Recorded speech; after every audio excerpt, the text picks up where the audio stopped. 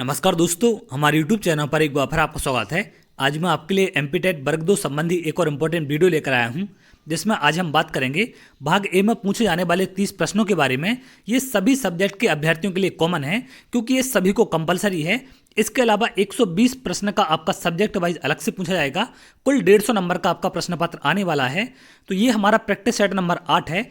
इसके पहले मैं आपको 7 प्रैक्टिस सेट सॉल्व करा चुका हूं, उनका लिंक आपको डिस्क्रिप्शन में मिल जाएगा, तो आप चाहें तो वहां पर जाकर देख सकते हैं। या पर आप एमपी टेट वर्ग 2 के नाम से प्लेलिस्ट है तो उसमें जाकर भी देख सकते हैं। वहां पर आपको प्रीवियस ईयर क्वेश्चन पेपर भी विद सॉल्यूशन मिल जाएंगे, तो उनको भी आप वहां पर देख सकते हैं कि किस प्रकार के प्रश्न पत्र पूछे जाते थे। और मैंने वर्ग 1 का जो अभी हाल ही में आपका एग्जाम हुआ है उसका भी एक पेपर का पार्टी सॉल्व कराया है, तो उसको आप देख सकते हैं। उससे आपको एग्जाम के लेवल का अंदाजा लग जाएगा कि वर्ग 1 में 2023 का जो अभी एग्जाम हुआ है किस प्रकार का लेवल पूछा गया है। और उसी लेवल पर आधारित मैं ये पार्टी की सीरीज आपकी बना रहा हूं, जिससे काफी हद तक आपको वर्ग 2 में हेल्प मिल सकती है। आप चाहें तो टेलीग्राम ग्रुप को भी ज्वाइन कर सकते हैं, जिससे वहां पर जो भी वीडियो आएगा आपको लिंक मिल जाएगी। तो चलिए एक एक करके हम बात करते हैं। सबसे पहला प्रश्न है, बेइंसाफी में प्रयुक्त उपसर्ग कौन सा है? तो देखिए, उपसर्ग प्रत्यय पर अक्सर आपके प्रश्न आते हैं। उपसर्ग का मतलब होता है कि जो आगे आपका यूज होता है। प्रत्यय की बात करें तो प्रत्यय कहां पर होता है आपका? पीछे। क्लियर है? इन दोनों बातों का आप ध्यान रखेंगे। तो इसमें उपसर्ग की बात की जा रही है बेइंसाफी में, तो आगे कौन सा शब्द लगा है? बे, इन, बेई या फिर बेइन? तो इनमें से कौन सा शब्द है? बे। बे प्लस इंसाफी। क्लियर है? अगले प्रश्न पर आते हैं। अगला प्रश्न यहां पर पूछा गया है, लंबोदर में कौन सा समास है? तो सबसे पहले तो आपको लंबोदर का समास विग्रह पता होना चाहिए। लंबोदर का समास विग्रह क्या होता है?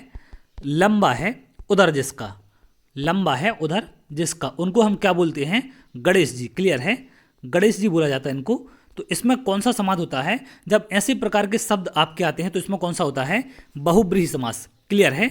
अगले प्रश्न पर आते हैं। अगला प्रश्न यहां पर दिया गया है, वृक्ष से पत्ते गिरते हैं, इस वाक्य में से किस कारक का चिन्ह है? तो कर्ता ने कर्म को, ऐसे वाले आपने कारक पढ़े होंगे, उसमें से किसका होता है? जब से का यूज करते हैं हम किसी चीज को अलग होने के लिए, तो वहां पर कौन सा होता है आपका? अपादान कारक। क्लियर है? आप इन सभी कारक को देख कर जाएंगे, इनसे प्रश्न आपके बन सकते हैं। अगला प्रश्न है, कौन सा शब्द जातिवाचक संज्ञा नहीं है? जातिवाचक का मतलब होता है कि जिस शब्द से आप बुलाएं उससे पूरी जाति का प्रेजेंटेशन होना चाहिए। जैसे जवान, तो जवान अगर हम बोलें तो जवान में सारे जवान आ जाते हैं, किसी एक जवान को नहीं बोल सकते आप, यानी कि आपका जातिवाचक संज्ञा है। बालक की बात करें तो बालक में सभी बालक आ जाते हैं, यानी कि बालकों की जाति को ये शब्द बताता है, तो ये भी जातिवाचक है। मनुष्य की बात करें तो मनुष्य में भी सभी मनुष्य शामिल होते हैं, तो ये भी आपका जातिवाचक संज्ञा है। सुंदर आपका जातिवाचक संज्ञा नहीं है। क्लियर है? अगले प्रश्न पर आते हैं। अगला प्रश्न यहां पर दिया गया है, कमल का पर्यायवाची शब्द नहीं है, तो कौन सा शब्द कमल का पर्यायवाची नहीं, हमें ये बताना है। नलिन, ये कमल का पर्यायवाची शब्द है। रसाल की अगर हम बात करें तो ये इसका मतलब होता है रसपूर्ण या फिर मीठा, रसपूर्ण या फिर मीठा। क्लियर है? तो ये कमल का पर्यायवाची नहीं होता है। उत्पल भी कमल का पर्यायवाची है और राजीव भी है। अगले प्रश्न पर आते हैं। अगला प्रश्न यहां पर पूछा गया है, मोक्ष की इच्छा करने वाले को हम एक शब्द में क्या कहेंगे, हमें ये बताना है। जिज्ञासु, योगी, आस्तिक या मुमुक्षु? तो इनको क्या कहते हैं? मुमुक्षु। क्लियर है? ये मोस्ट इंपॉर्टेंट है, इसको आप ध्यान रखेंगे। अगले प्रश्न पर आते हैं। अगले प्रश्न यहां पर दिया गया है, अक्ल का पुतला का अर्थ क्या होता है? बहुत बुद्धिमान, बहुत चतुर, अत्यंत धूर्त या फिर अत्यंत मूर्ख? तो अक्ल का पुतले का मतलब होता है बहुत बुद्धिमान। क्लियर है? इसको आप ध्यान रखेंगे। अगले प्रश्न पर आते हैं। अगला प्रश्न यहां पर दिया गया है, 2.5 अक्षर प्रेम के पढ़े सु पंडित हुए, पंक्ति के रचयिता कौन है? तो ये पंक्ति आप सभी ने लगभग पढ़ी होगी, पोथी पढ़ पढ़ जग मुआ, पंडित भया न कोई, और 2.5 अक्षर प्रेम के पढ़े सो पंडित होए। ये बहुत फेमस पंक्तियां हैं आपकी, और इसके रचयिता कौन है या फिर इसके लेखक कौन है, हमें ये बताना है। तो ये है आपके कबीरदास जी। क्लियर है? अगले प्रश्न पर आते हैं। अगला प्रश्न यहाँ पर दिया गया है, they each listened carefully to what blank said? तो इसका मतलब है कि वे लोग सावधानी पूर्वक सुन रहे हैं कि क्या खाली स्थान ने कहा है। तो किसने कहा है? ईच अदर, एक दूसरे ने क्या कहा है? द अदर, दूसरे ने क्या कहा है? वन अनदर, मतलब इसका भी मतलब है कि एक दूसरे ने क्या कहा है। तो वो लोग अगर सावधानी पूर्वक किसी बात को सुन रहे हैं या किसी चीज को सुन रहे हैं तो किसके द्वारा वो कही जा रही होगी? किसी दूसरे के द्वारा, तो द अदर इसमें आ जाएगा। क्लियर है? They each listened carefully to what the other said, यानी कि दूसरे क्या कह रहे हैं वो उस बात को सावधानी पूर्वक सुन रहे हैं। अगले प्रश्न पर आते हैं। अगला प्रश्न यहां पर दिया गया है, choose the one which best expresses the meaning of the given word, यानी कि हमें यहाँ पर सिनोनिम बताना है यहाँ पर है एब्रोगेट। एब्रोगेट का मतलब क्या होता है, पहले तो आपको इसका मतलब पता होना चाहिए। इसका मतलब होता है रद्द करना या फिर निरस्त करना। क्लियर है, रद्द करना या फिर निरस्त करना। अगला वर्ड है इलोप। इलोप का मतलब होता है भाग जाना। ये वर्ड लगभग आप सभी ने सुना होगा। भाग जाना, ये कैसा भाग जाना है, जब लड़का लड़की शादी के लिए जैसे आप देखते होंगे कि घर से निकल जाते हैं, तो उनके लिए कौन सा शब्द हम यूज करते हैं, इलोप। अगला वर्ड है गेट क्रैश। गेट क्रैश का मतलब होता है कि बिना बुलाए किसी का आ जाना। क्लियर है, इसका मतलब क्या होता है, बिना बुलाए आना। गेट क्रैश करना, इससे ही आपको समझ में आ रहा होगा, बिना बुलाए आना। क्लियर है। एबॉलिश का मतलब अगर हम बात करें तो इसका मतलब क्या होता है, समाप्त करना या फिर रद्द करना। समाप्त करना या फिर रद्द करना। डिस्ट्रॉय का मतलब आप जानते हैं, बर्बाद करना। क्लियर है, तो यहाँ पर रद्द करने का सेम मीनिंग कौन सा आपका, एबॉलिश, समाप्त करना या रद्द करना। तो सी वाला इसका आंसर हो जाएगा। अगले प्रश्न पर आते हैं। अगला प्रश्न यहाँ पर दिया गया है, find the correct idiom phrases. तो हमें सही ईडियम फ्रेजेस बताना है।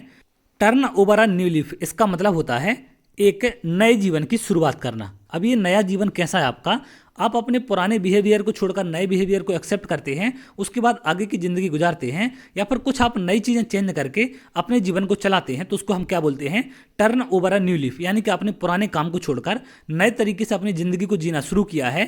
तो change once behaviour for the better, ये इसका क्या हो जाएगा, ईडियम फ्रेजेस। क्लियर है, इसका मतलब होगा। अगले प्रश्न पर आते हैं। अगला प्रश्न यहाँ पर दिया गया है, हमें यहाँ पर एक शब्द में उत्तर बताना है कि क्या होगा। People who belong to the same country, यानी कि एक ही देश के रहने वाले लोगों को हम क्या कहते हैं।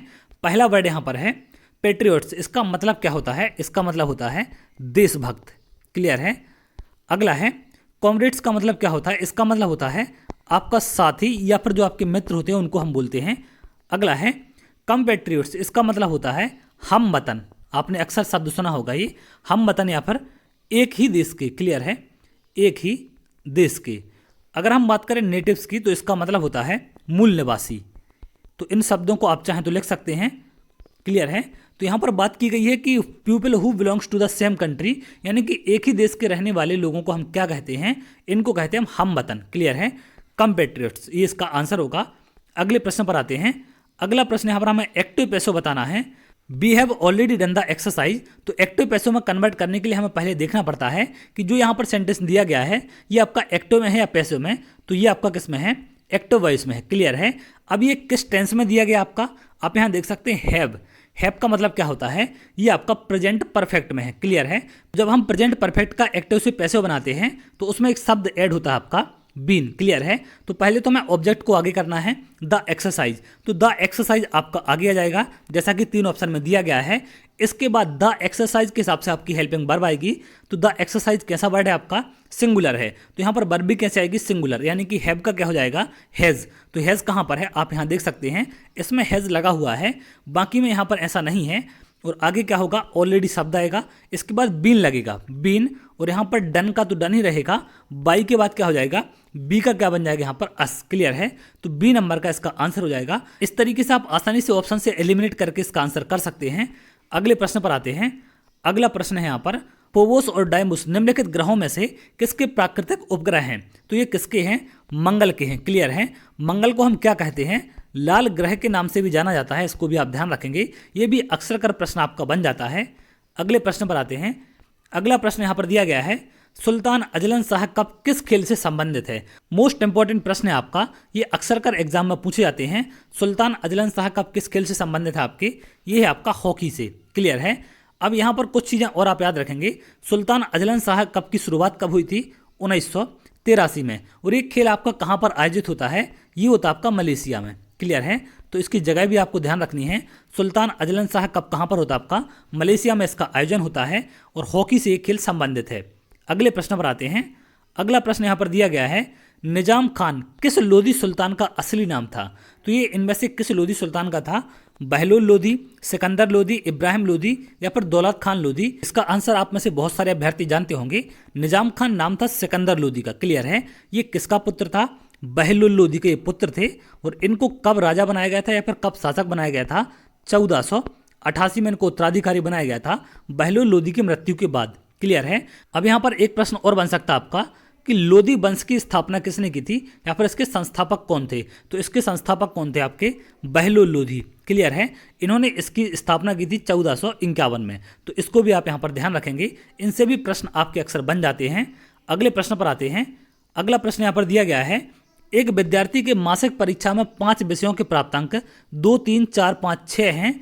तो प्राप्तांक 4 दिए गए अंकों का माध्य एवं माध्यिका है, माध्य है माध्यिका नहीं है, माध्यिका है माध्य नहीं है, या फिर बहुलक है। तो पहले तो हमें इनका माध्य माध्यिका और बहुलक निकालना पड़ेगा। तो यहाँ पर अगर हम बात करें पहले माध्य की, तो 2, 3, 4, 5 का माध्य क्या होता है, इनका औसत। क्लियर है। तो अगर हम माध्य की बात करें तो माध्य कैसे निकालेंगे आप, 2 + 3 + 4 + 5 + 6 बटे कितनी संख्या है ये 5। तो 5 से हम भाग करेंगे तो यहाँ पर हमें क्या मिल जाएगा, ऊपर को आप सभी को जोड़ेंगे तो 20/5 मतलब कितना आएगा 4। तो माध्य कितना हो गया 4। माध्यिका का मतलब क्या होता है, माध्यिका में हम क्या करते हैं कि जो यहाँ पर संख्याएं होती हैं इनको बढ़ते क्रम में जमाते हैं, जो कि यहाँ पर पहले से ऑलरेडी जमी हुई हैं। तो इस तरीके से हम जमाएंगे। अब यहाँ पर जो सबसे बीच में संख्या आती है उसको हम क्या बोलते हैं, माध्य बोलते हैं। 2 यहाँ पर अलग कर दें, 2 यहाँ पर, तो ये क्या हो जाएगा आपका माध्य होगा। अगला डी ऑप्शन में आपका बहुलक दिया है। तो इसका हम बहुलक कैसे निकालेंगे, बहुलक का मतलब होता है कि जो संख्या ज़्यादा बार आए, लेकिन यहाँ पर सभी संख्या एक एक बार हैं, तो सभी संख्याएं इसका क्या हो जाएंगी बहुलक। तो इनके बहुलक क्या होंगे, 2, 3, 4, 5, 6, ये क्या हो जाएंगे बहुलक होंगे। तो यहाँ पर आप देख रहे हैं कि माध्यिका भी 4 है और आपका माध्य भी 4 है। तो यहाँ पर पूछा गया है कि जो प्राप्तांक 4 है वो क्या है, तो ये आपका माध्य भी है और माध्यिका भी है। क्लियर है। तो ए नंबर का इसका आंसर हो जाएगा। इस प्रकार से भी घुमा के प्रश्न आपके बन जाते हैं। अगले प्रश्न पर आते हैं।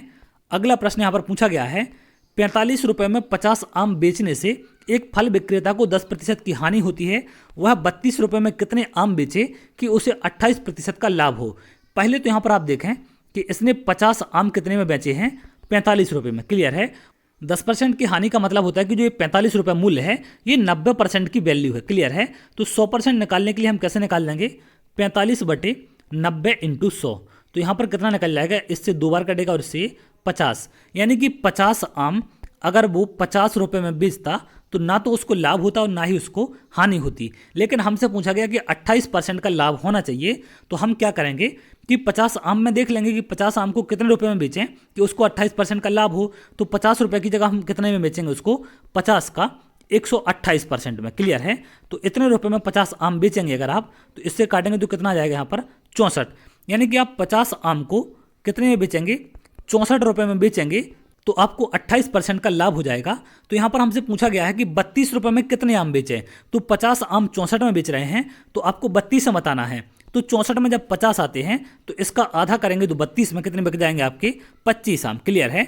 तो ये डी नंबर का इसका आंसर हो जाएगा। इस प्रकार से आप इसे निकाल सकते हैं। अगले प्रश्न पर आते हैं। अगला प्रश्न यहाँ पर दिया गया है, निम्नलिखित प्रत्येक प्रश्न में दिए गए 4 विकल्पों में से कौन सा विकल्प शब्दों का सार्थक क्रम दर्शाता है। यानी कि आपको सही क्रम बताना है कि क्या होगा, पुलिस, दंड, अपराध, न्यायमूर्ति और फैसला। तो सबसे पहले इनमें से कौन सी चीज आपकी होती है, सबसे पहले क्या होता है आपका अपराध होता है। क्लियर है। अपराध के बाद क्या होता है आपका, अपराध के बाद आपके लिए पुलिस पकड़ कर ले जाती है, यानी कि क्या जाएगा फर्स्ट वाला। पुलिस के पकड़ने के बाद क्या होता है, न्यायमूर्ति फैसला सुनाकर दंड देते हैं। क्लियर है। तो न्यायमूर्ति अगले नंबर पर आएगा, उसके बाद फैसला सुनाएंगे न्यायमूर्ति और उसके बाद क्या मिलेगा, उसको दंड मिलेगा। क्लियर है। तो 3, 1, 4, 5, 2 किस ऑप्शन में है, डी वाले, इसका ये आंसर हो जाएगा। इस प्रकार से आपको इस क्रम को जमाना है। अगले प्रश्न पर आते हैं। अगला प्रश्न यहाँ पर दिया गया है, मयंक 25 मीटर दक्षिण की ओर चलता है। तो पहले तो दक्षिण की ओर कितना चला है, 25 मीटर। क्लियर है। फिर दाहिनी ओर मुड़कर 20 मीटर चलता है। तो यहाँ से दाईं ओर कहाँ मुड़ेगा, यहाँ पर 20 मीटर चलेगा। उसके बाद क्या हो रहा है, फिर वो बाईं ओर मुड़कर 30 मीटर चलता है। तो यहाँ से बाईं ओर कहाँ मुड़ेगा, यहाँ पर 30 मीटर चलेगा। फिर वो बाईं ओर मुड़कर 20 मीटर चलता है। तो यहाँ से बाईं ओर मुड़कर कितना चलेगा, 20 मीटर। क्लियर है। वह अपने प्रारंभिक बिंदु से कितनी दूर है। तो देखिए 20 मीटर यहाँ पर इस तरफ गया था, तो अब वो यहाँ से इस तरफ भी चला गया, तो वापस से इसी लाइन में आ गया। तो अगर ये 30 मीटर है तो ये भी कितना होगा आपका 30 मीटर। तो यहाँ से आपको यहाँ तक की दूरी बतानी है। तो ये टोटल कितना होगा, 25 + 30 आपका हो जाएगा ये 55 मीटर। क्लियर है। और ये ए नंबर का इसका आंसर होगा। अगले प्रश्न पर आते हैं। अगला प्रश्न यहाँ पर दिया गया है, कक्षा में विद्यार्थियों को अधिगम के लिए प्रेरित करने हेतु किस युक्ति का अनुप्रयोग आप नहीं करते हैं। छात्रों में स्वस्थ प्रतिस्पर्धा स्थापित करना है, हमें आत्मगौरव की अनुभूति कराना है, उनकी अत्यधिक प्रशंसा करना है, गतिविधि आधारित अधिगम विधियों का अनुप्रयोग करना, तो किसका नहीं करना है इसमें से हमें? उनकी अत्यधिक प्रशंसा नहीं करना है। क्लियर है। अगले प्रश्न पर आते हैं। अगला प्रश्न है, वह अवस्था जब बच्चा तार्किक रूप से वस्तुओं और घटनाओं के विषय में चिंतन प्रारंभ करता है, तो उसको हम क्या बोलते हैं? संवेदी प्रेरक अवस्था, औपचारिक संक्रियात्मक अवस्था, पूर्व संक्रियात्मक अवस्था, या फिर मूर्त संक्रियात्मक अवस्था। तो इसको क्या बोला जाता है? मूर्त संक्रियात्मक अवस्था। क्लियर है। अगले प्रश्न पर आते हैं। शारीरिक विकास का क्षेत्र है, तो शारीरिक विकास का क्षेत्र क्या होता है? स्नायु मंडल, स्मृति, अभिप्रेरणा या फिर समायोजन। तो क्या होता है आपका? स्नायु मंडल। अगले प्रश्न पर आते हैं। शिक्षा मनोविज्ञान की उत्पत्ति का वर्ष कौन सा माना जाता है? तो 1900 की दशक में इसको माना जाता है शिक्षा मनोविज्ञान की उत्पत्ति का दशक। क्लियर है। थार्डनोइक को इसका जनक भी कहते हैं शैक्षणिक मनोविज्ञान का, तो उनका नाम भी आप ध्यान रखेंगे। अगले प्रश्न पर आते हैं। अगला है, विकास कैसा परिवर्तन है? गुणात्मक, रचनात्मक, गणनात्मक या फिर नकारात्मक। तो विकास आपका कैसा परिवर्तन होता है? ये होता है आपका गुणात्मक परिवर्तन। क्लियर है। अगले प्रश्न पर आते हैं। समायोजन शिक्षा का मुख्य कार्य है विद्यालय न आने वाले बच्चों को विद्यालय में लाना, विशेष आवश्यकता वाले बच्चों को मुख्य धारा में लाना, विशेष और सामान्य बच्चों को साथ पढ़ाने की सुविधा देना। तो ये सभी कार्य होते हैं आपके समायोजन शिक्षा के, तो उपरोक्त सभी इसका आंसर हो जाएगा। अगले प्रश्न पर आते हैं। अगला प्रश्न है, औपचारिक संक्रियात्मक अवस्था है, तो इनमें से कौन सी औपचारिक संक्रियात्मक अवस्था है? 11 वर्ष के बाद। क्लियर है। क्योंकि 12 वर्ष की आयु से बच्चे वयस्क होने की अवस्था होती है और उसके बाद बालक का मस्तिष्क परिपक्व होने लगता है, तो 11 वर्ष के बाद क्या होती है? औपचारिक संक्रियात्मक अवस्था। तो इस बात का भी आप ध्यान रखेंगे। अगले प्रश्न पर आते हैं। अगला है, बालक की अभिवृद्धि और विकास प्रभावित होता है वंशानुक्रम से, वातावरण से, वंशानुक्रम और वातावरण दोनों के अनुसार, या फिर इनमें से कोई नहीं। तो ये दोनों से आपका प्रभावित होता है, तो सी नंबर का आंसर होगा। अगले प्रश्न पर आते हैं। 20वीं शताब्दी को बालक की शताब्दी कहा जाता है, यह परिभाषा किसने दी थी? ये किसने परिभाषा दी थी? क्रो एंड क्रो ने। क्लियर है। ये आप ध्यान रखेंगे, मोस्ट इंपॉर्टेंट प्रश्न है आपका। अगले प्रश्न पर आते हैं और इसका लास्ट प्रश्न है, बालक के विकास के संबंध में निम्नलिखित कथनों पर विचार कीजिए। तो इनमें से हमें देखना है कि कौन कौन से कथन बालक के विकास के संबंध में सही हैं। पहला है, शारीरिक अंगों की कार्यकुशलता ही विकास है, विकास में गुणात्मक परिवर्तन आता है, विकास पर वंशानुक्रम व वातावरण का प्रभाव पड़ता है, विकास जन्म से लेकर मृत्यु तक चलता है। तो ये आपने तीनों ऊपर देखे जो आपने प्रश्न किए हैं, तो ये तीनों आपके सही हैं। और विकास जन्म से लेकर मृत्यु तक चलता है, ये भी आपका 100% सही है।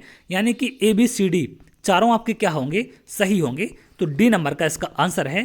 तो ये थे आपके प्रैक्टिस सेट नंबर 8 के 30 प्रश्न, जो कि वर्ग 1 के पार्ट ए में पूछे गए प्रश्नों पर आधारित हैं।